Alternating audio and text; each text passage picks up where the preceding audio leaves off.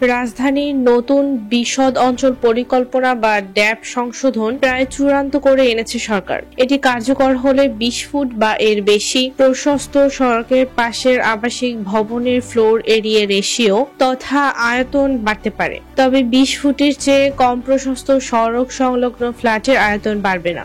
একইভাবে 68টি জনঘনত্ব ব্লকের মধ্যে পুরান ঢাকা, মগবাজার, শেওড়াপাড়া, মোহাম্মদপুর, আফতাবনগর, বনশ্রী, রাজাবাজার, শুক্রবাদ, পান্থপথ সহ বিভিন্ন এলাকা ভিত্তিক ফার বাড়তে পারে। তাতে অভিজাত এলাকার সঙ্গে এসব এলাকার ভবনের আয়তন নিয়ে সৃষ্ট বৈষম্য কমবে। এদিকে এলাকা ভেদে আবাসন ইউনিটের হার মূল ড্যাব থেকে সামান্য বাড়ানো হতে পারে। এতে কিছু এলাকায় ফ্ল্যাটের সংখ্যা বাড়বে। যেমন মূল ড্যাবে পুরান ঢাকায় আবাসন ইউনিটের হার ছিল 1.2, সেটি বাড়িয়ে দ্বিগুণ অর্থাৎ 2.4 করা হয়েছে। এর মানে পুরান ঢাকায় 5 কাঠা জমিতে 6টি ফ্ল্যাটের পরিবর্তে সর্বোচ্চ 12টি ফ্ল্যাট করা যাবে। এভাবে ড্যাব সংশোধনের খসড়া চূড়ান্ত করেছে গৃহায়ন ও গণপূর্ত মন্ত্রণালয়। একই সঙ্গে চূড়ান্ত করা হয়েছে খসড়া ঢাকা ইমারত বিধিমালা 2025। মন্ত্রণালয়ের হয়ে কাজটি করেছে রাজধানী উন্নয়ন কর্তৃপক্ষ।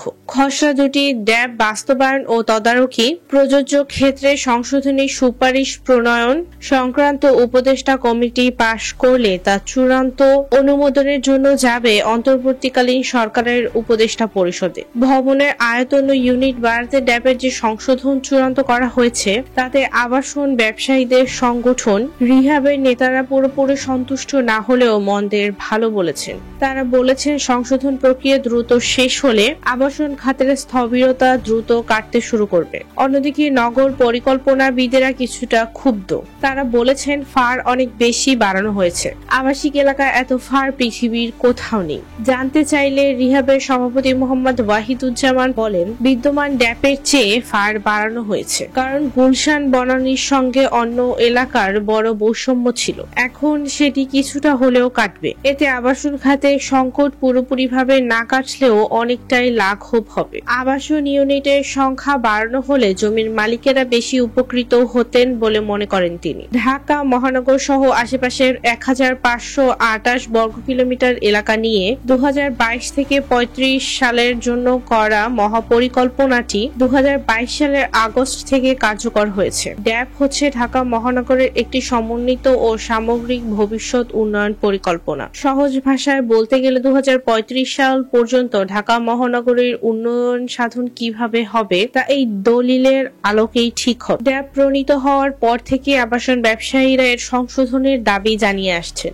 এর পরিপ্রেক্ষিতে 2023 সালে এক দফা সংশোধন করে সরকার। তাতেও সন্তুষ্ট হতে পারেননি ব্যবসায়ীরা। গত বছর রাজনৈতিক পট পরিবর্তনের পর ডিসেম্বরে বাস্তবায়ন তদারকি ও প্রযোজ্য ক্ষেত্রে সংশোধনী সুপারিশ প্রণয়ন সংক্রান্ত উপদেষ্টা কমিটি গঠন করে দেয় সরকার। ভবনের আয়তন বাড়ছে। জানা গেছে ড্যাব সংশোধনে 6 থেকে 8 ফুট সড়কের ভবনের ফার 1.5 থেকে কমিয়ে 1.25 করার প্রস্তাব দেওয়া হতে পারে। এছাড়া 8 থেকে 12 ফুট সড়কের ক্ষেত্রে ফার করা যেতে পারে 1.75। 16 ফুট বা তার কম প্রশস্ত সড়কের ফার অপরিবর্তিত থাকার সম্ভাবনা রয়েছে। তবে 20 ফুট সড়কের পাশের ভবনের ফার 2.75 থেকে বাড়িয়ে 3.25 করা হতে পারে। এছাড়া 30 ফুট সড়কের পাশের ভবনের ফার 3.25 থেকে বাড়িয়ে 3.50 করার পরিকল্পনা রয়েছে। 40 ফুট প্রশস্ত সড়কের ফার অপরিবর্তিত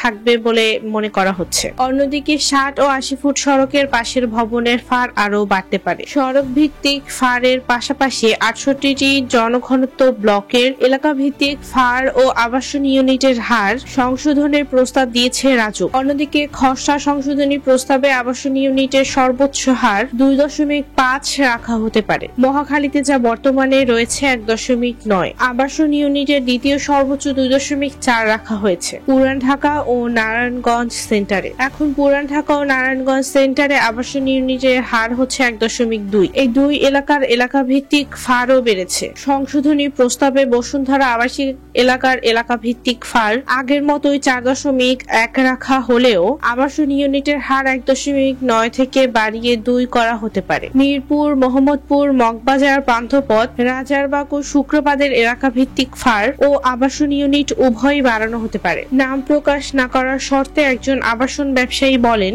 সংশোধনী প্রস্তাবে মূল ড্যাপের চেয়ে আবাসিক ভবনের ফার ও আবাসন ইউনিটের হার বাড়ানোর পরিকল্পনা হচ্ছে, তবে প্রকৃত অবস্থার খুব বেশি উন্নতি হবে না। 2023 সালে ড্যাপ সংশোধন করে ভবনের আয়তন অব্যবহৃত থাকলে তা দিয়ে সর্বোচ্চ 30% ইউনিট বাড়ানোর সুযোগ দেওয়া হয়। নতুন করে ড্যাপ সংশোধন হলে আগের ড্যাপ সংশোধন বাতিল হয়ে যাবে। সেক্ষেত্রে অবশ্য সংশোধনের পর ফ্ল্যাট সংখ্যা খুব একটা বাড়বে না।